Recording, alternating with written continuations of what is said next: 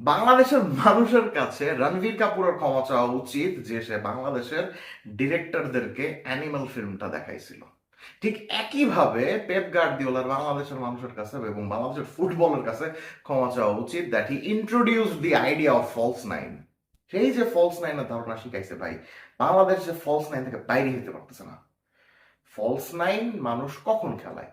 যখন আপনার অ্যাটাকে এমন একটা ক্রিয়েটিভ খেলোয়াড় থাকে, এমন একটা অলরাউন্ড প্লেয়ার থাকে যে কিনা মিডফিল্ডে নেমে এসেও বিল্ড আপে সাহায্য করতে পারে, রাইট? বাংলাদেশ ফলস নাইনের ডেফিনেশনটাকে এমন ভাবে বদলাই দিছে যে যেই খেলোয়াড়টা ফিনিশিং ভালো মতো করতে পারে না, সে যখন মিডফিল্ডে আইসা একটু কোতাকুতি করে, সেই জিনিসটাকে আমরা আদর করে আহ্লাদ করে বলে দিই যে ফলস নাইন। যেটার প্রবলেম হয় আমাদের ফিনিশিং এর ক্ষেত্রে, যে কারণে আমরা গোল করতে পারি না। এটা বছরের পর বছর ধরে আমাদের সমস্যা থেকেই যাচ্ছে যে আমাদের স্ট্রাইকাররা, আমাদের ফরওয়ার্ডরা, যারা ফরওয়ার্ডের রোলে খেলেন, তারা কেউ গোল করতে পারেন না। যখন তারা কেউ গোল করতে পারেন না, তখন আমরা বলি যে না, ও ফলস নাইন, গোল করতে পারছে না। আজকে ইউরোপে বাংলাদেশের 25 বছর পরে ফার্স্ট ম্যাচ ছিল সান মারিনোর এগেনস্টে। আপনারা সবাই জানেন, সবাই দেখেছেন, এবং সেখানে বাংলাদেশ জয় তুলে নিয়েছে। খুবই পজিটিভ একটা নিউজ, এটা নিয়ে কোনো সন্দেহ নেই। তপু বর্মন অসাধারণ একজন সেন্টার ব্যাক বাংলাদেশের হিস্ট্রির, তিনি আজকের ম্যাচে জোড়া গোল করেছেন। অর্থাৎ যে দলের স্ট্রাইকাররা ফিনিশ করতে পারেন না, সেই দলের একজন ডিফেন্ডার বারবার ইম্পর্টেন্ট ম্যাচে এভাবে গোল করার মাধ্যমে শাইন করছেন। এবং তপু বর্মনও ওই জিনিসটা আজকে আবারও দেখিয়ে দিয়েছেন যে ডি বক্সের এই দিকেও না ওই দিকেও তিনি কত বেশি ইম্পর্টেন্ট একজন খেলোয়াড় বাংলাদেশের জন্য।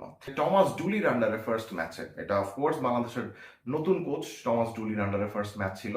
সো টমাস ডুলি কিভাবে একাদশ নির্বাচন করেন, টমাস ডুলি কিভাবে সাবস্টিটিউট করেন, তার প্লেইং স্টাইল কেমন, এটা নিয়ে অনেক বেশি আমাদের ইন্টারেস্ট ছিল।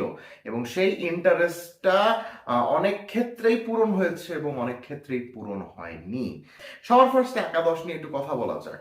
আমরা এক্সপেক্ট করেছিলাম যে বাংলাদেশের নতুন কোচ যখন আসবে, তখন আগেকার কোচ যে সকল খেলোয়াড়দেরকে অনেক বেশি প্রায়োরিটি দিতেন, কিন্তু প্রায়োরিটি অনুযায়ী সে সকল খেলোয়াড়েরা বাংলাদেশের জার্সি গায়ে সেরকম ভালো পারফর্ম করতে পারতেন না, ওই সকল খেলোয়াড়দেরকে আমরা একাদশে দেখবো না, এরকম আমরা একটা আশা নিয়ে রেখেছিলাম। সেই আশাটার তেমন পূরণ হয়েছে বলে আমার কাছে মনে হচ্ছে না। সো এটা আমার কাছে একটা নেগেটিভ সাইড, যে আমরা চেয়েছিলাম যে সোহেল রানা যেন না খেলেন, আমরা চেয়েছিলাম জামাল ভুঁইয়া যেন অ্যাটলিস্ট 90 মিনিটস একটা ম্যাচ খেলেন, আমরা সেটা দেখতে পাইনি। আমরা চেয়েছিলাম ফয়সাল আহমেদ ফাহিম যেন স্টার্ট না করেন, but he started as well. And সবচেয়ে ইন্টারেস্টিং জিনিস যেটা, সেটা হলো গিয়ে বাংলাদেশের মার্ভেলাস মিডফিল্ডার সমিত সোম, তাকে ফর সাম রিজন স্টার্টিং 11-এ রাখা হয়নি। কেন রাখা হয়নি, এটা বাংলাদেশের নতুন কোচই ভালো বলতে পারবেন, বুঝতে পারবেন। And same goes for two raw diamonds of Bangladesh down the left side, Fahmidul Islam and Zayan Ahmed. Left back Zayan আহমেদকে আজকে স্টার্ট করা হয়নি, তার জায়গায় খেলেছেন ইসা ফয়সাল, এবং লেফট উইংয়ে ফাহমিদুলকে স্টার্ট করা হয়নি, তার জায়গায় মিলে ঝুলে খেলেছেন ফয়সাল আহমেদ ফাহিম এবং নতুন ফরওয়ার্ড রফিক, যাকে 10 নম্বর জার্সি দেওয়া হয়েছিল। 10 নম্বর জার্সির মান তিনি কতটুকু রক্ষা করতে পেরেছেন সেটা অবশ্য আপনারাই ভালো বলতে পারবেন, বাট আমার কাছে তার খেলা খুবই অর্ডিনারি বলে মনে হয়েছে। নতুন কোচের আন্ডারে আরো কিছু অবজারভেশনের মধ্যে আমার সবচেয়ে বেশি ইন্টারেস্টিং যে জিনিসটা লেগেছে, যে উনি 4-4-2 ফরমেশনে খেলেছেন। আমার ভিডিও যারা দেখেন তারা অফকোর্স এই জিনিসটার সাথে রিলেট করতে পারবেন, যে আমি বাংলাদেশের খেলার নিয়ে যখনই ভিডিও করেছি, আমি সবসময় কিন্তু বলেছি Bangladesh needs to go back to the basics, and the basicest formation is 4-4-2। 4-4-2 ফরমেশনে একদম বেসিক ফুটবল খেলো এবং সেই বেসিক ফুটবলের মাধ্যমে রেজাল্ট ওরিয়েন্টেড একটা অ্যাপ্রোচ নিয়ে আসো বাংলাদেশের খেলায়। সো ওইরকম একটা 4-4-2 অ্যাপ্রোচ আজকে আমরাও কিন্তু দেখতে পেয়েছি বাংলাদেশের পায়ে যখন বল ছিল না, তখনও তারা 4-4-2 ফরমেশনে খেলার চেষ্টা করেছে। পায়ে যখন বল ছিল, তখনও সামনে দুজন থেকে, দুই উইং থেকে দুই ওয়াইড মিডফিল্ডার উঠতে চেয়েছেন এবং ইম্প্যাক্ট রাখতে চেয়েছেন। So that was positive change, I would say. The interesting part is Bangladesh 4-4-2 ফরমেশনে উপরে দুজন যাদেরকে খেলিয়েছে। আমরা সবসময় জামাল ভুঁইয়াকে জেনে এসেছি that he is a fantastic defensive midfielder. Always he played as a midfielder, but today we saw বাংলাদেশের নিউ কোচের আন্ডারে তিনি সাপোর্ট স্ট্রাইকার হয়ে গিয়েছেন। বাংলাদেশের নিউ কোচ গত কয়েকদিনে জামালের খেলার মধ্যে এমন কি দেখেছেন যে কারণে তার কাছে মনে হয়েছে যে Jamal can be a very good support striker. জিনিসটা অনেক বেশি ইন্টারেস্টিং লেগেছে। এবং বাংলাদেশ যখন খেলছিল তখন সামনে দেখা যাচ্ছিল জামাল ভুঁইয়া আছেন এবং জামাল ভুঁইয়ার সামনে মোরসালিন খেলছিলেন। এবং দুই সাইডে আমি একটু আগে যে জিনিসটা বললাম যে ফাহিম এবং রফিক দুইজন ইন্টারচেঞ্জ করে করে খেলছিলেন। জামাল এবং মোরসালিন ফার্স্ট হাফে বেশ ভালো খেলেছেন, অ্যাটলিস্ট প্রেসিং করার দিক থেকে, চান্স ক্রিয়েট করার দিক থেকে। স্পেশালি মোরসালিন তো একটা অ্যাসিস্টও করেছেন তপু বর্মনের ফার্স্ট গোলটায়। সো আমরা আরো বেশি দেখতে চাচ্ছিলাম, যেহেতু জামাল ভুঁইয়া একটু ফরওয়ার্ডে খেলছেন। সো ওই খেলার স্টাইলটা আমরা শুধুমাত্র 45 মিনিটস দেখতে চাইনি, আমরা আর একটু বেশি দেখতে চাচ্ছিলাম, কিন্তু সেটা আমরা দেখতে পারিনি বিকজ 45 মিনিটসের পরই জামাল ভুঁইয়াকে নামিয়ে দেওয়া হয়েছে, সমিত সোমকে তোলা হয়েছে। That was a very interesting tactics যে জামাল ভুঁইয়া সামনে খেলছেন। এবং আরেকটা ইন্টারেস্টিং ট্যাকটিক্স আমার কাছে যে জিনিসটা মনে হচ্ছে, সেকেন্ড হাফে একটু আগে যে জিনিসটা বললাম যে বাংলাদেশ অনেক বেশি ফলস নাইনের উপর অনেক বেশি ডিপেন্ডেন্ট, কোনো প্রপার নাম্বার 9 নাই। প্রপার নাম্বার 9 নাই এমন একটা ম্যাচে Bangladesh veteran defender Biswanath Ghosh second হাফে তাকে সাবস্টিটিউট হিসাবে নামানো হয় as a right winger.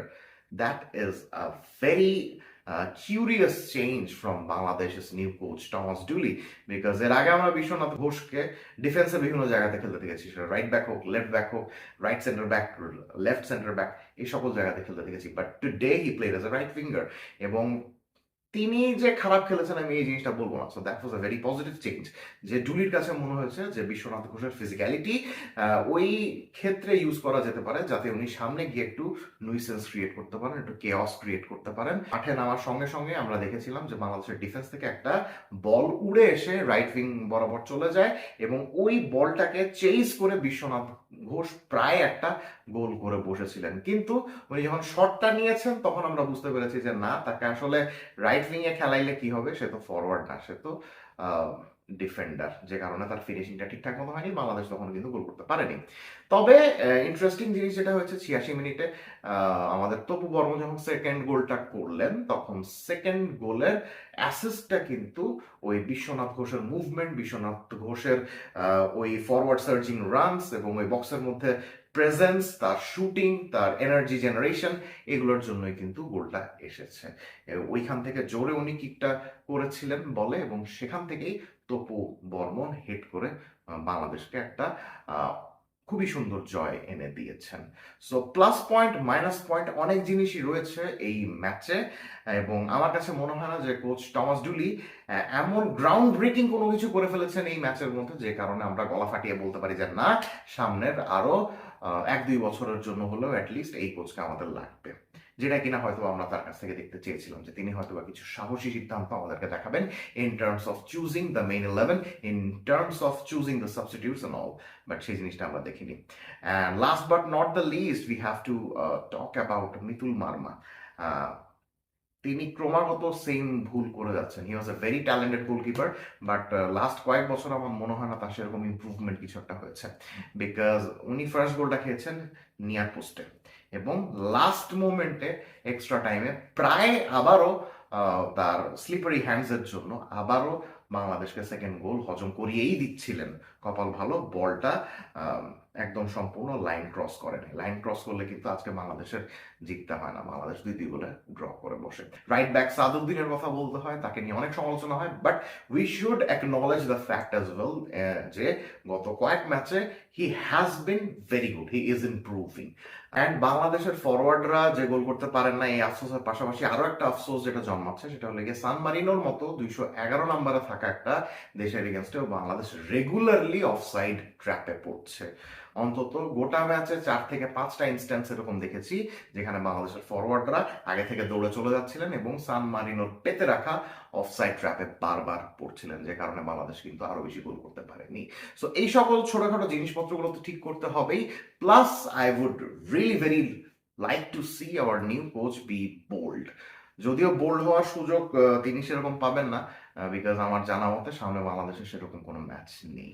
So এখন দেখা যাক যে এই কোচের উপরেই বাফুফে ভরসা রাখে কিনা, নাকি আবারও আমরা একটা চেঞ্জের মধ্য দিয়ে যাবো। কমেন্ট সেকশনে জানিয়ে দিবেন বাংলাদেশের এই ম্যাচ সম্বন্ধে আপনি কি ভাবছেন।